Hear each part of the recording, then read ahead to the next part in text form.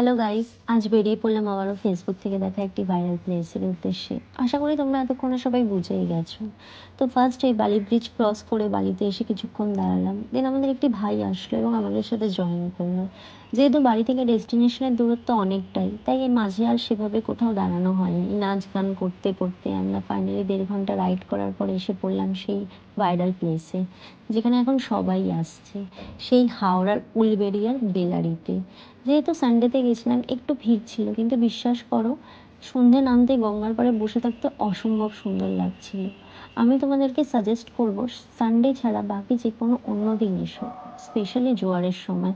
যেহেতু আমরা জোয়ারের সময় যাইনি, সেভাবে আমরা জল দেখতে পারিনি, কিন্তু নেক্সট টাইম শিওর জোয়ারের সময়ই আসবো।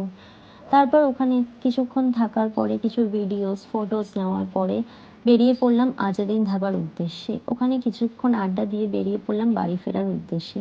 আজকের ভিডিওটা এই পর্যন্তই। আবার যে কোনো অন্য জায়গায় অন্য ভিডিওতে তোমাদের সাথে দেখা হবে। টাটা।